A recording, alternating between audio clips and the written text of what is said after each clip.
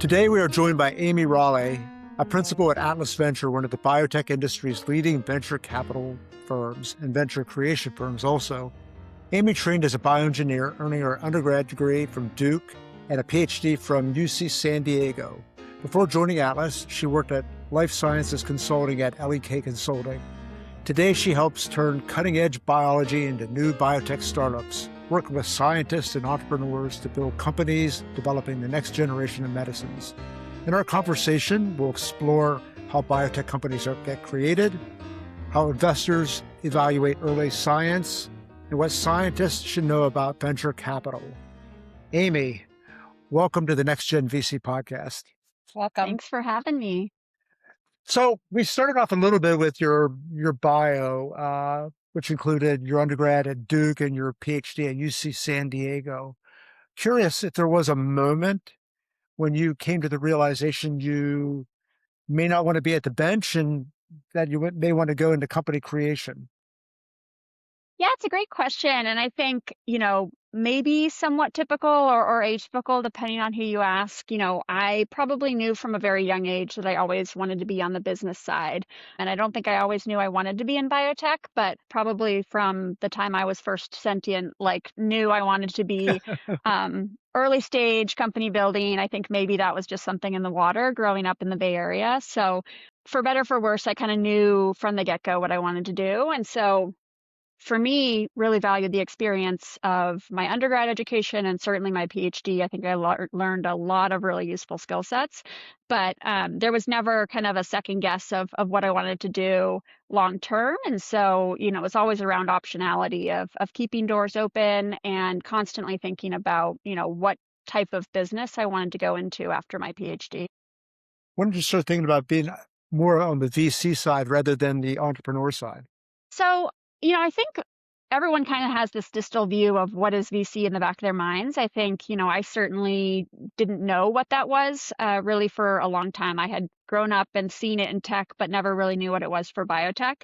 And so I certainly had entrepreneurial pursuits, had a startup when I was in undergrad. That was really fun. But when I was in my PhD, I was really thinking about, how do I build a robust skill set and how do I make sure I can pivot to any number of careers after my PhD. So, for me, it wasn't necessarily that VC was always the end game. In fact, I think I came into VC thinking I would stay for a few years and then join a startup and be an entrepreneur long term. But it's always just been about where am I growing the fastest, where am I learning the most, where am I having fun, and kind of leaning into those passions. Was your graduate school advisor aware of your intention, or did he or she see you as one of their stars to go into academics? No, I think I probably wrote about it in my essay coming in. So my PI, Bob Saw, who's fabulous, he, I think, leaned in, and I was in, a cartilage tissue engineering lab. We had some industry partnerships. It was kind of on the more translational side. So there was a lot of reasons it was a good fit for someone who wanted the experience and wanted to work hard in her PhD, but, wanted that industry flavor to the work that I was doing. I want to dive into the VC side, looking at the broader landscape of bringing drugs to market, with the lens of you being a consultant at LEK, kind of answering what is venture capital and what is venture capital's role in your mind in that chain or village, right? Yeah. And did you have specific ideas of that when you were advising at LEK versus, and has that idea of what venture capital's role evolved over time? Yeah, it's a great question. I think, for myself, certainly, and probably for many, you think of venture as this kind of ecosystem, and you think that there's lots of firms that are probably more similar than they are different. And I think what I've found in reality is kind of the opposite. No two firms are the same, and that's part of the beauty of it. But it also makes it feel a little hard to read from the outside looking in because all the firms are relatively small. There's not a ton of information out there. And so you kind of have to do your digging on, separating out what's early stage VC versus stage agnostic versus late stage, public, private, all of that. So it was certainly a learning experience for me. I think when I was at LEK, you think about, if you want to experience venture, what are the right entry points? And certainly a few years of industry experience into an associate role is kind of a relatively well-trodden path. It's interesting, when I first had a few informational interviews at LEK, there were, I think, two alums who I reached out to in venture, and now there's probably 50 or so. It feels like it's just exploded as kind of a feeder into venture capital. But to your early point on the ecosystem, the long and short of it is venture can be a lot of different things. And I certainly play in the early stage, largely company creation aspect of venture, but venture can span much later stages of development, much later stages of financing. So it really is a broad arena that's at play here. And what attracted you to the early stage and also specifically Atlas? Like, you must have done a ton of diligence and picked Atlas, right? Yeah, I think the early stage was probably more obvious to me. I'll get into Atlas, but I think when I was in consulting, that's just such a great exposure across the board of lots of different life sciences companies, everything from small biotechs to big pharma and everything in between. And you similarly get to work on strategy projects, discovery platforms, indication prioritization, all the way to kind of post commercialization strategies. And for me, I just really gravitated towards the earlier stage work. I loved digging into mechanisms. I loved chatting with the KOLs. I loved staying close to the literature, even in consulting when you're, not always allowed the same luxury of time to be reading papers as you are in your PhD. And so because of that, and because I had always had this kind of entrepreneurial nature, I figured, why don't I try a firm that has mostly early stage investing, does some company creation. I can experience a little bit of both. And then the goal was always to kind of find a company to jump into full time. I think for Atlas, my plan was actually to move back to San Francisco, where I'm originally from at the time. And I would say, as most things are in this industry, it was a lot of good fortune. Friend of a friend knew a partner at Atlas. They were hiring. I said, why not? I'll take an informational interview. What could happen? And one thing led to another. And obviously I'm super grateful, because I don't think moving to Boston was on my radar, but it's been such an incredible experience. So you gave us some indication about the similarities, perhaps, with what you're doing now at Atlas with company creation, reading papers, talking to KOLs and stuff along those lines. What was the steepest learning curve that you found going into Atlas, uh, based on Yeah. what you did before? Yeah. I mean, I will say there's a really steep learning curve from PhD into consulting, and then also a very steep learning curve from consulting into venture. And honestly, I've not done this, but probably from one venture shop to another, just because, again, each venture firm is very different, and there's probably just a whole new set of norms and operating principles to get familiar with. But I think for me, coming from consulting, I had gotten a little bit more accustomed to digging into a new area really quickly, going from 0 to 60 in a couple hours so that I could start having KOL calls and digging in. And that was a really good experience, I think, and good training ground. But you're doing that with one or two companies or cases at a given time. In venture, it's that, but it's on steroids. You're doing that for like 15 companies and a bunch of new ideas, and it's a dynamic prioritization. And so certainly, the phrase drinking out of a fire hose applies in terms of not just kind of comfort with getting up to speed on a lot of different areas in parallel, but knowing how to dynamically shift in between those different diligences or companies or work streams. And I think knowing how to get to critical kind of go no goes quickly. What are the critical questions? How do we answer them? There's a bit of a skill set, but you pick it up quickly. And I've been someone who's always driven by the ability to learn really quickly. And so I think this environment, doesn't get much faster paced than this. Sort of building on that, we touched a lot around Atlas and what makes it sort of stand out in the industry around company creation, and the thought that you were to sometimes look at 15 different opportunities at the same time. Maybe for our listeners, give us a little bit of sense. You're the first from Atlas. Atlas, has a reputation for building companies from scratch.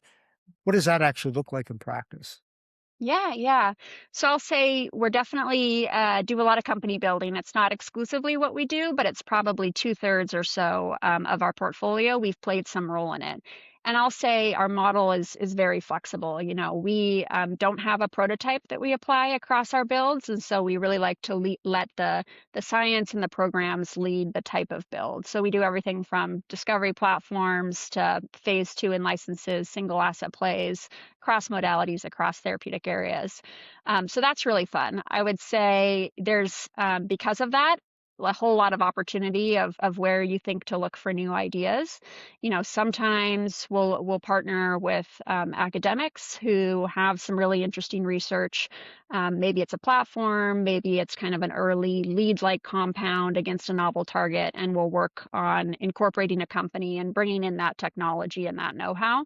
Other times, you know, we're working with entrepreneurs, or maybe we're even thinking about ideas in-house and either building something from scratch or looking at potential assets to bring in from pharma, from other biotech, what have you. So there's a lot of different flavors that company building can take. I think at the end of the day, you know, there's 12 of us on the investment team here. We're all interested in different types of things. And so that leads us kind of down different rabbit holes. And oftentimes there's a lot of fortuity and just, you know, digging around in a certain area, chatting with experts, you know, finding people who are looking at in similar places and starting the flywheel from there. So it's not like everyone reads the latest issue of Nature. It comes out and everyone runs around and says like, "Hey, did you see what's in Nature? We could build a company around that." Or You know, I won't say that doesn't happen, but it certainly is less the typical, you know, prototypical deal for us than, you know, I think we can be reading papers certainly and chatting with KOLs certainly, but it's usually over a longer time period where we're focused on maybe a certain indication or a certain modality and looking for kind of something new to do there. If you were to give a message to the professors and innovators that are in the academic or hospital settings, like what would you say to them as to things that they can do to better evaluate which VCs they partner with as well as engage with them effectively?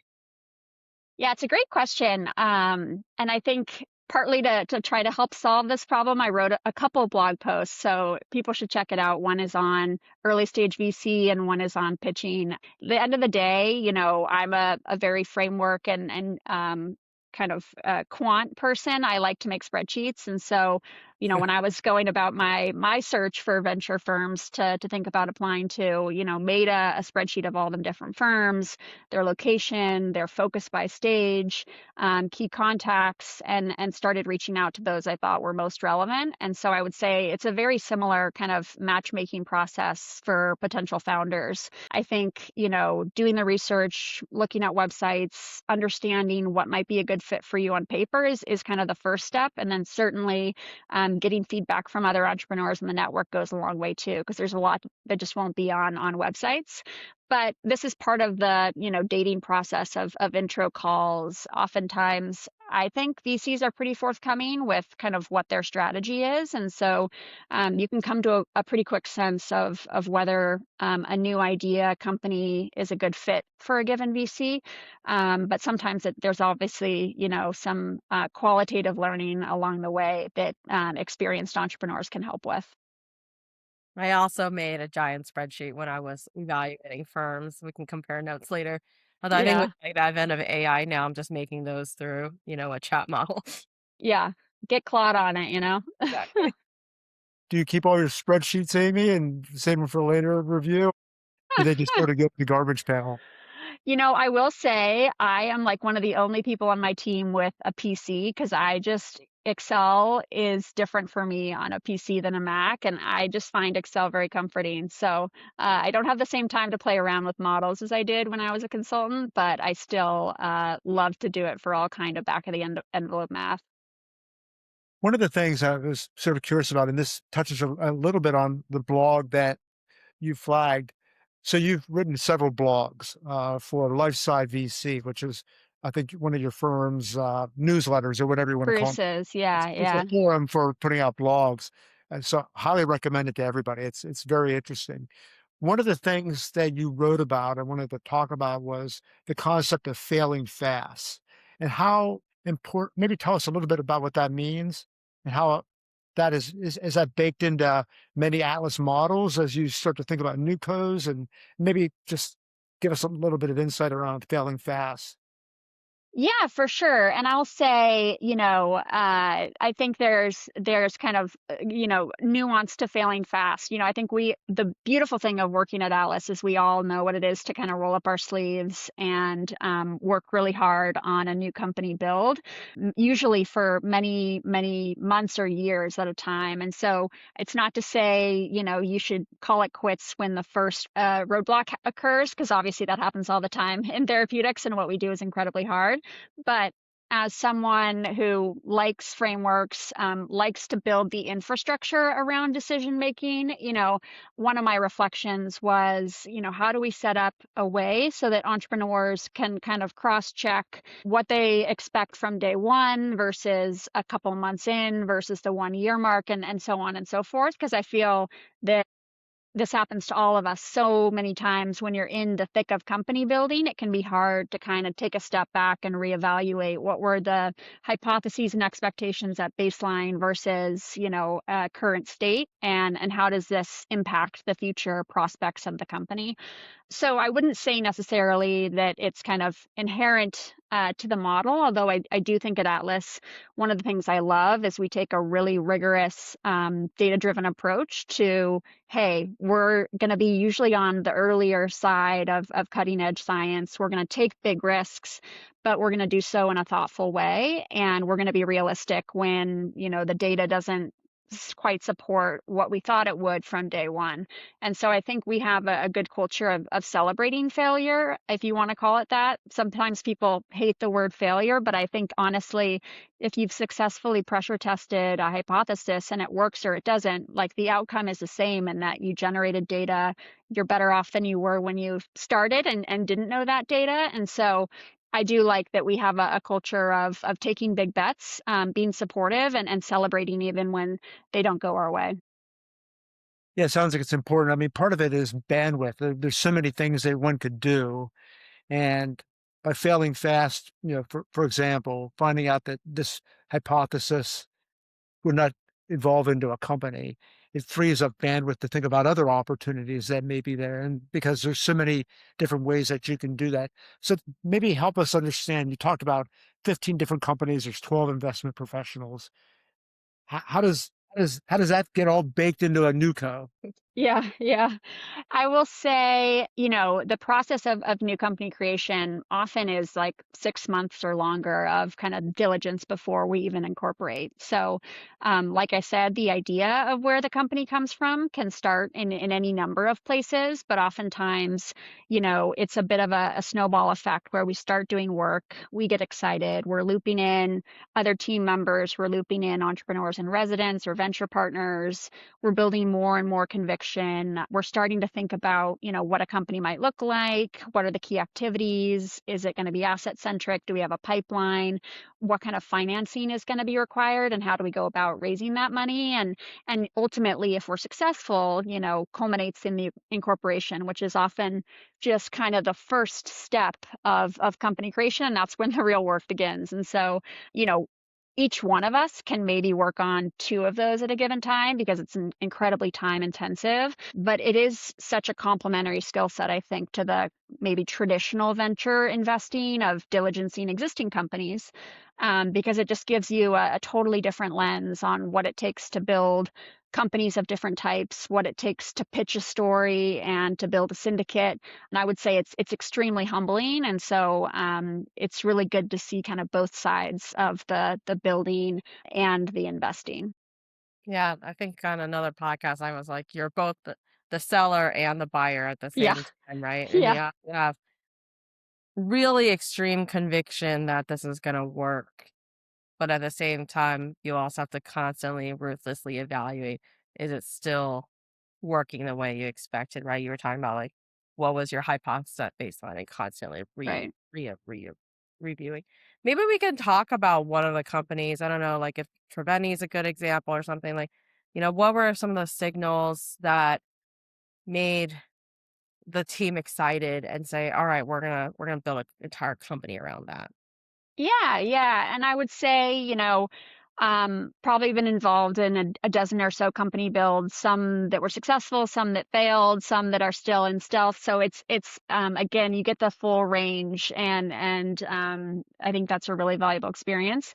I think Triveni is a great one in that it illustrates, our appetite for kind of that first in class risk, where we feel that the program is really well supported by evidence, and it's worth that shot on goal for clinical proof of concept. So Triveni, was a company that came about with some parallel efforts at both Atlas and Polaris, kind of looking at critical nodes of biology, and modifier genetics, and now is a very successful company led by Vishal Patel. So I was very honored to be a part of the early build, and I think there, companies working on a dual antagonist for kallikreins 5 and 7, and then also a second gen program, which is targeting kallikreins 5 and 7, as well as IL-13, for atopic dermatitis and other barrier dysfunction. And kallikrein 5 and 7 has a lot of really compelling rationale on paper for why it would be a critical node and potentially disease modifying in atopic dermatitis.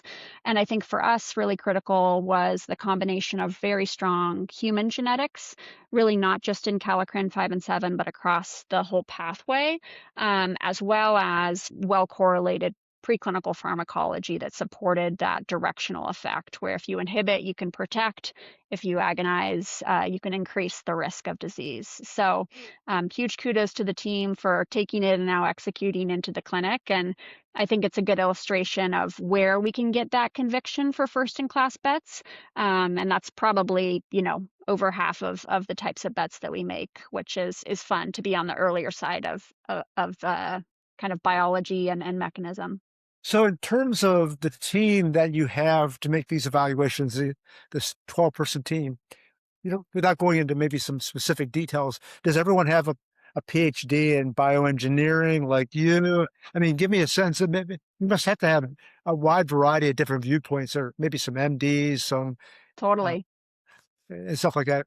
Maybe give us a sense of what that's like, and the Yeah. value of having so many different viewpoints.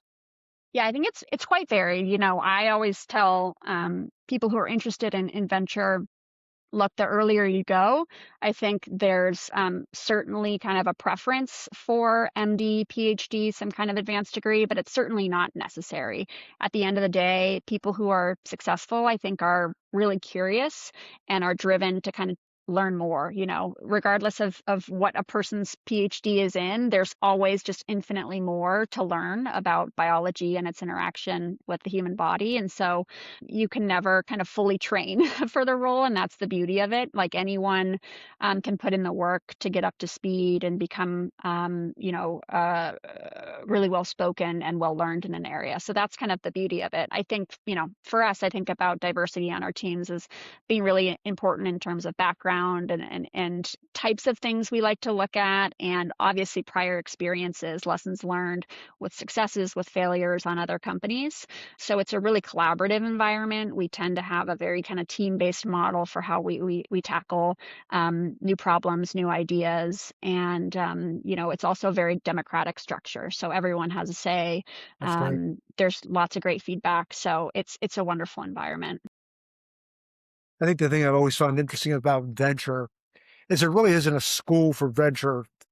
You don't get like a degree in VC or something like that. Maybe they're offered now, but for example, in law, we go 3 years to get our JD, and there's PhDs and MDs, and you can get a business degree. But a lot of what you learn on venture is just by mentorship and by training and sort of what you're doing now. There's not like a set of courses to take or something like that, which is interesting. Do you think that's a good thing, that there's not like this rigorous sort of training that you have to go through, but it brings in people from different perspectives? Yeah, I think so. And I'll make a plug. There's some great organizations like VC University that now exist that kind of give folks an intro to VC, which I think can be really helpful for all the reasons I mentioned earlier about how opaque the industry can be from the outside looking in. But for sure, you have to rely on the apprenticeship model for a lot of the learning here. And so I think that certainly, landing in a firm that has really great mentors and kind of really great diversity of experiences for me has been extremely helpful. I think it also tends to select for people who tend to be self-starters, who tend to just try to get involved, say yes to a lot of things without quite knowing how to do it, but knowing that they'll figure it out with support from advisors, other team members, et cetera. So that's a big part of it is just, say yes and you'll figure it out. It's awesome. I think it's very I resonate with that in our world too. I want to go back to the blog. I loved the fact that you take positions and like took, had some predictions. I think you've been doing it for what, like 3 years now, Yeah. on what your thoughts are coming in and out of JPM and like predictions there. And so just curious, like what predictions have been good and which ones, did you learn from? Yeah, it's funny that post. I have to give credit for Bruce Booth, who recommended that I do it, and it definitely got a lot of traction at JPM. So people did want to engage with it, which is really fun. But it's fun to think about, the industry. I'm a big journaling person. I like to think about the year ahead. I like to reflect on the year that has passed. I think the blogging is a way to memorialize that in some ways. And also it's a good reminder of how quickly things can change. You feel like you have a hot take in January and in March it feels like very obvious. So unfortunately, like one of those, on FDA dysfunction, I feel like has just been getting more and more apparent, unfortunately, for the industry, and hopefully there's a turnaround there. But it felt risky at the time to flag that, and now obviously everyone's talking about it. So that's kind of on the sad side. I would say on the exciting side, one of the themes I've really loved paying attention to is just how nascent markets are built and how momentum can change what feels like overnight, but is actually a long time coming. And so I pay a lot of attention to some of those markets, and the players in the space that have the conviction to take the risk, not only on kind of the novel clinical development paradigm and maybe regulatory paradigm, but more on the commercial side, and creating just huge step change in options for patients that didn't exist. So MASH is a good example. There's a lot of work going on right now in areas of neuropsych that I think have been underappreciated as examples, that I'm following closely. So building on what this discussion, which I really enjoyed I enjoy your writing, Aimee, and your 2026 prediction blog was particularly interesting because you have 13 different predictions, see how they all shake out. So Yeah. some time has passed. We are in a different geopolitical situations and stuff like that. Any thoughts about your predictions now? Still pretty bullish on them, or any any any any mulligans? Anything you want to reposition?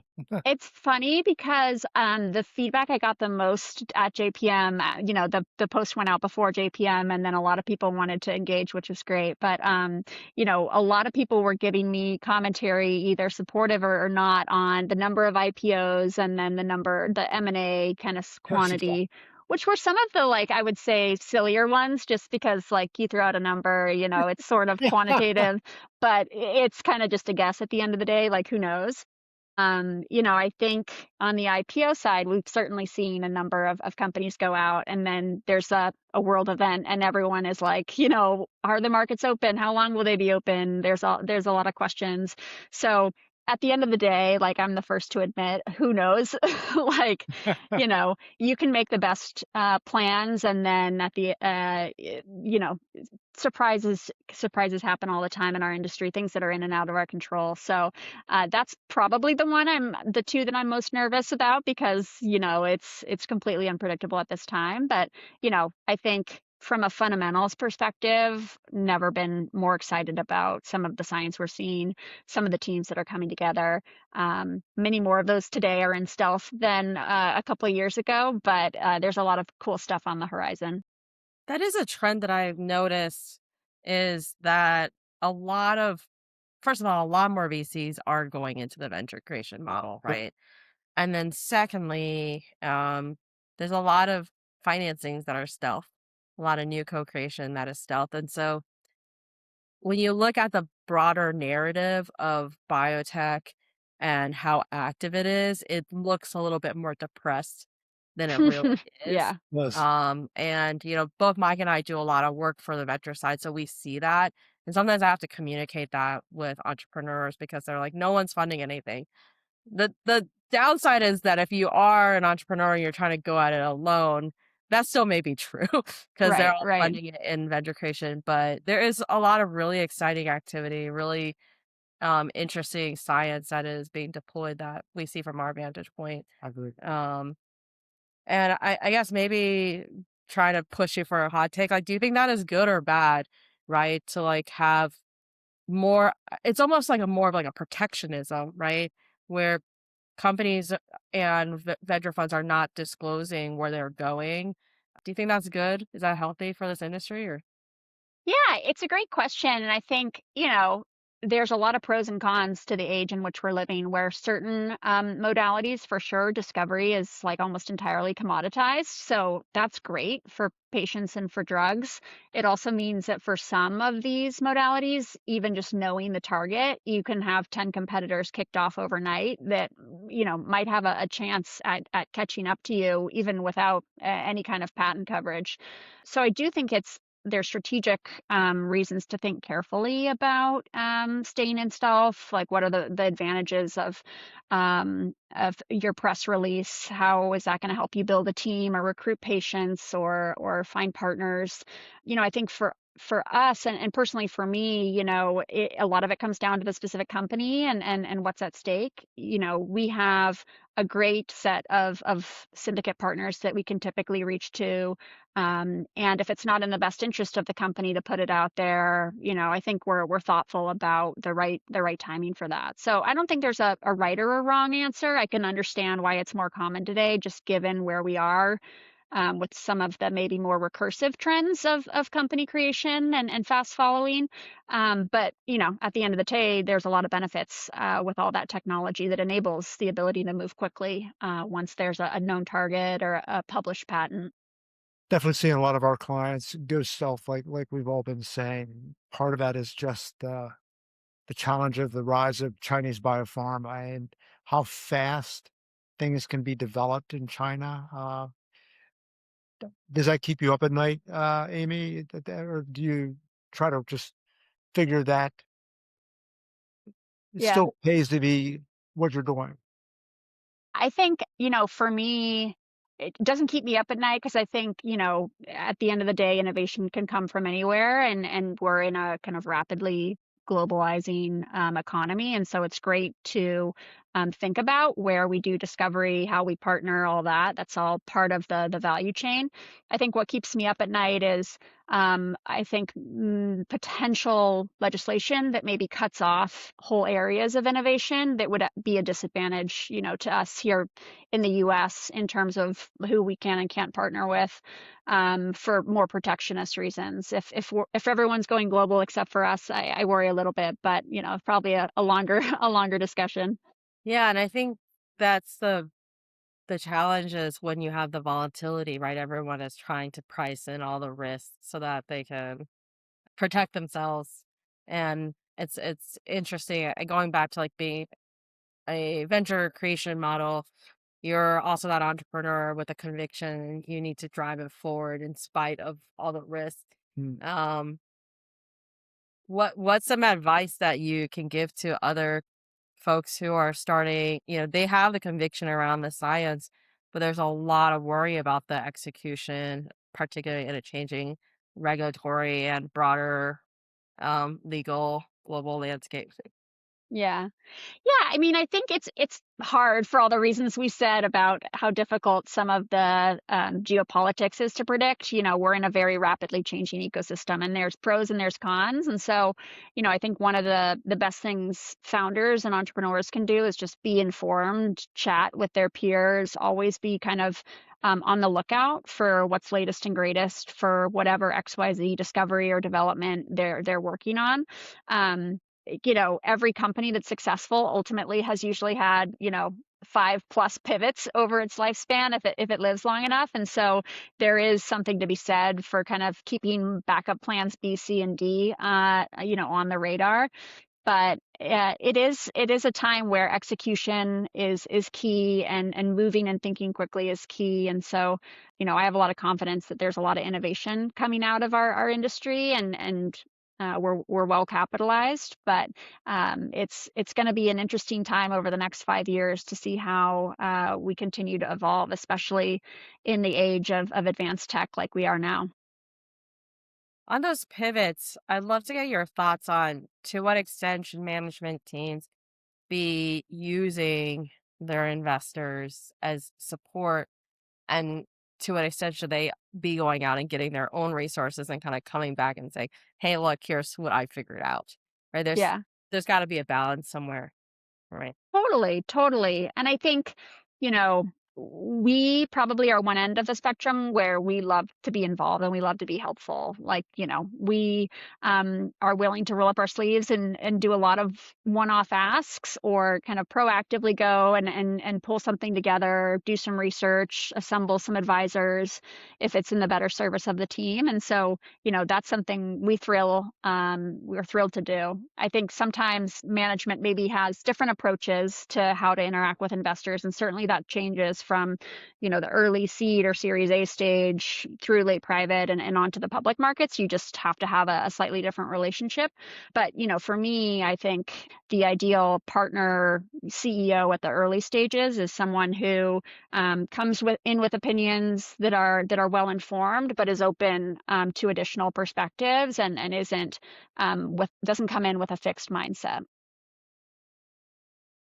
Building on something that you mentioned before, Amy, and that is one of the importances of execution and the like. I'm curious. Remind me, what year did you join Atlas? I joined Atlas in 2020, so COVID, right when COVID hit, or just When COVID after. hit. So 2020. Do you think the skill set that someone who wants to join Atlas, for example, or any other venture fund, but we use Atlas as an example, has the skill set evolved from when you were hired? Is it still the same skill set or phenotypes that you're looking for? I'll use an example. In the law industry, I think what we're looking for more and more are people that are comfortable with AI, not because we want to use AI on a regular basis, Right. but it's much more effective to be able to leverage AI to answer some foundational questions and stuff like that. Just it eases the research. We still have to do diligence on it. You can't believe everything you see, but how does a skill set, and then also the importance of execution, that you said that because of remaining in stealth, it's very important to get things done quickly, all those sort of things. Have the skill sets changed since you were hired, or are they still found fundamentally the same? I would say probably not. I think, at the end of the day, I certainly, when I'm chatting with potential candidates, I'm looking for kind of a same set of curiosity, intellectual and analytical rigor, willingness to roll up sleeves, like no task too small kind of mentality, and then strong communication skills. So there's things that I think are just timeless. Yeah, Certainly, of course. staying on top of trends and reading, includes working with AI and leveraging AI for diligence and the like. But I would say we probably are looking for a certain type of phenotype, and we're also looking pretty broadly. So I don't know if there's kind of one type of investor that we're looking for at any given time. Speaking of inspiration, I know you and I talked about podcasts and you really enjoy them. Maybe just thinking about the overall content that you consume, like where do you tend to get inspiration or knowledge from? And maybe if we're focusing on podcasts, like do you have any others that you recommend? Yeah, I mean, I think I got into podcasts early on in my PhD, and my peak was like 8 hours of podcast episodes a day when I was just doing like hundreds of rabbit samples of Elizas and the like every day, and wanting to keep my brain moving. So I feel like I have categories for every different flavor of investing podcast. Obviously have to give a shout out to Luke Timmerman because I think a lot of his longer form interviews helped me get kind of introduced virtually to a lot of really impressive leaders in our industry. And I would say similar for Chris Garabedian's podcast, that's more recent, of course, but I also just love the long form interviews. And then I'll give a shout out for kind of my favorite biotech life sciences, which is Invest Like the Best, which just a whole number of hosts, tends to be more tech focused, but I like a lot of learnings from the tech VC ecosystem or the tech investing ecosystem that I think can be applied.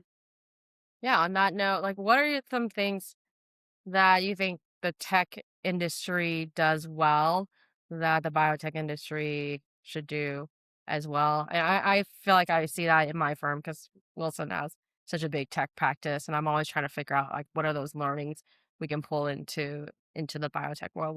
What's your opinion on that? Yeah, it's a good question. I think there's certain learnings, and I love hearing just how GPs think about portfolio strategy and how LPs think about investing into tech. In the broader VC ecosystem, tech is like 93% of VC. So it's humbling to realize how small a share biotech really is.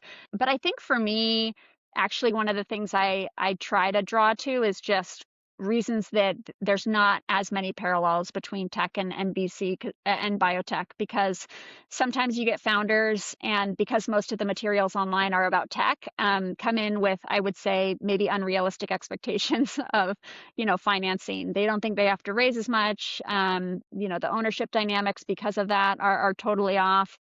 And so I think Bruce has written a lot about tech versus biotech because of course Atlas back in the day had both arms, and I think his posts are really useful for outlining the critical differences and reasons that there is a lot of nuance when you're talking about biotech. So not really answering your question, but I often worry that too much of the dialogue in our industry is on the tech side, because I think people just getting introduced to it maybe come in with some assumptions that don't serve them as well. Yeah, makes sense. Have you been involved in conversations with LPs and thinking about how they think about biotech as an asset class? And do you have any concerns as well as any areas that you're hopeful about? I would say also, probably a lot of my content is via podcasts. So I do listen to some podcasts that have a lot of LP guests. Capital allocators, will give a shout out. Origins podcast is a newer one. So I really enjoy learning about just different perspectives. And I would say last year, when there was a lot going on with LPs, especially endowments, the kind of specter of an endowment tax, or a pretty high endowment tax, I should say, uh, kind of liquidity concerns, especially with tech companies and some of these private tech companies that are staying private for so long. There's all sorts of potential trickle down effects from a systems level view. And so I got really into it then. Uh, and that's a kind of a source of joy. But I think I'm still very confident that biotech is a really unique asset class, and to the point earlier, it's overall very small piece of venture, but really critical for our economy and certainly the economy here in the U.S. I want to turn a little bit back, Aimee, to some of the skill sets because we were sort of building on that. What do you think is the most underrated skill in venture capital? It's a great question. Oftentimes, each of us have a million things going on. And so I'm always really inspired by my colleagues who take the time to organize community events, whether that's kind of networking groups, whether that's kind of mentorship, more formalized mentorship. And so just want to give a shout out to all the community builders, because it is a lot of work outside of the day job. And I think it goes a long way. So just want to acknowledge that. That's an important point for sure. I agree with you. So, when you look back at the companies that you've helped build, what's one thing you kind of feel like is a message that looms large that you didn't really see? Like what's a pattern there that you saw when you look backwards that you weren't really like you were not specifically planning for that, but then you're like, "Oh, I see a pattern here." What was the unconscious pattern that you might see? Yeah, it's Huh. it's interesting. I mean, the easy one is obviously like amazing teams. We wouldn't be here if it weren't for the great teams that sit behind companies. And so we'll always give credit first and foremost to the founders and the team members. I think for a lot of the successful companies that I've been lucky to be a part of or have observed, they oftentimes are very strategic about having options on the table and being able to pivot dynamically. And so there's not necessarily one flavor of stage or therapeutic area or modality, but more that they had kind of the confidence to kind of move forward. And when it was opportunistic and maybe led to a partnership that was earlier than expected, they could take that. But they also had a go it alone strategy that would have served them well as well. So I think maintaining that optionality and always thinking around the next corner is something that great teams often do. And if you have a strong story behind you and if you've crafted that well, I think you're lucky to have options.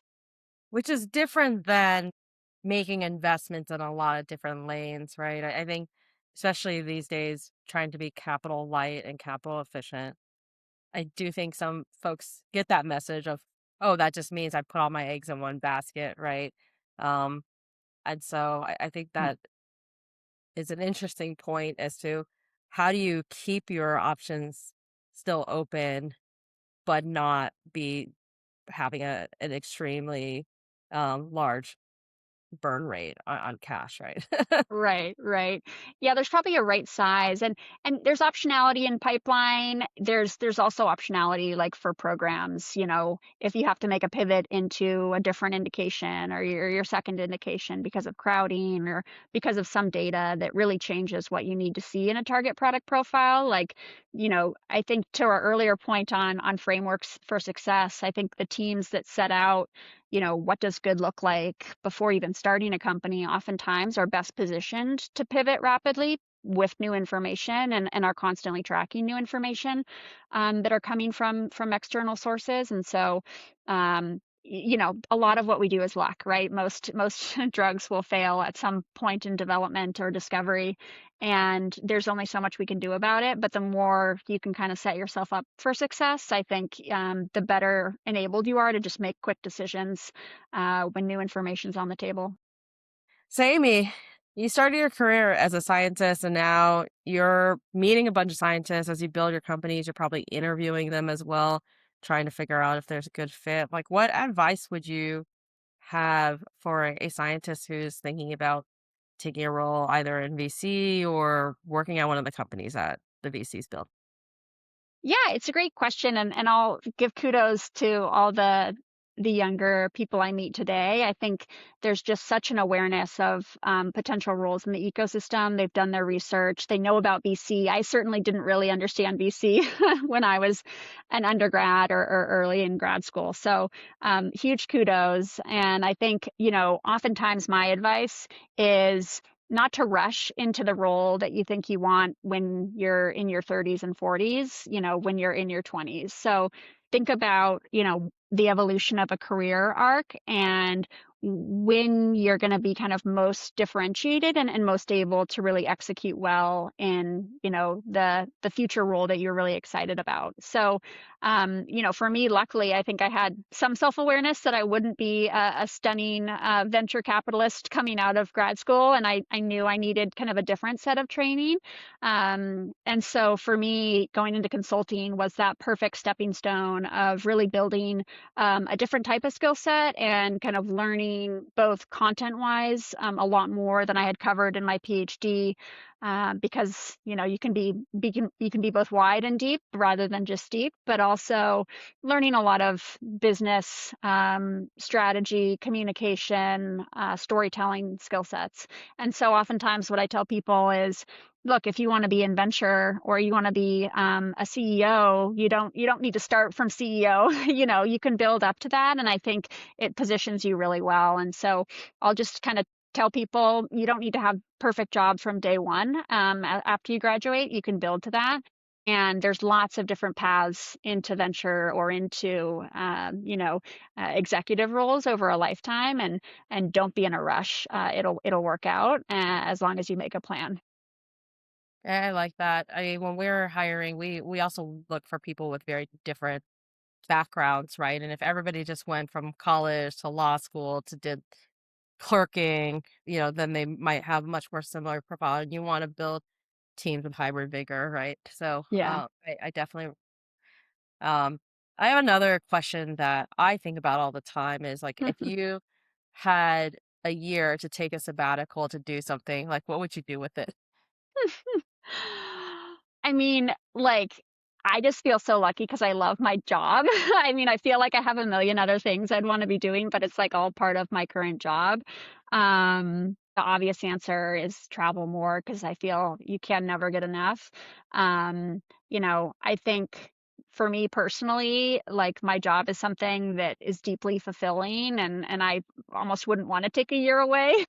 So that's kind of a lame answer, but, Hey, I don't know if I have a better I one. think it's a beautiful answer, actually. I yeah. mean, it really is. I mean, it's nice to see someone with such passion for the job. I mean, it's speaks to longevity in the job and just sort of that is exciting. I think both Jen and I find our jobs to be very fulfilling in that way. We interact with biotech communities in a different way than you do, but we still feel as part of the founding team of a lot of companies, and it's exciting seeing bringing new therapies to market. It's cool to see all that.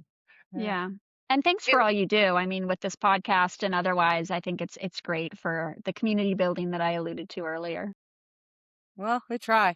I think we want everyone to be more educated, and a lot of this is hard to just read in a book, right? And so it's great to have folks like you volunteer their time to share your insights, and I agree. that it just helps all of us and all of our clients. Yeah, thank you, Amy. Really appreciate it. Thanks. Thanks for having me. Thanks for listening to the Next Gen VC podcast. We are sponsored by Wilson Sonsini, the premier life sciences law firm. We're also sponsored by Launch Bio, a nonprofit organization that focuses on building better biotechs by creating connections between entrepreneurs and investors. Thanks to AJ Machado for engineering and producing today's podcast, and Steve Prutzman for providing our theme music, which comes from his Passengers album. Please subscribe to our podcast on your favorite platforms. And finally, let's all do great work out there. This episode may feature current or former clients of Wilson Sonsini. This podcast is for general informational purposes and is not intended to provide and should not be relied on as legal advice. The information in this podcast is not tailored to a particularized situation or jurisdiction, may not reflect the current state of the law, and should not be considered a substitute for the advice of your own legal counsel. You should not consider this podcast an invitation to form an attorney-client relationship, and no attorney-client relationship is created by your use of this podcast. Wilson Sonsini disclaims all liability in respect to any actions taken or not taken based on the content of this podcast, and notes that prior results do not guarantee a similar outcome. This podcast may be considered attorney advertising in certain jurisdictions.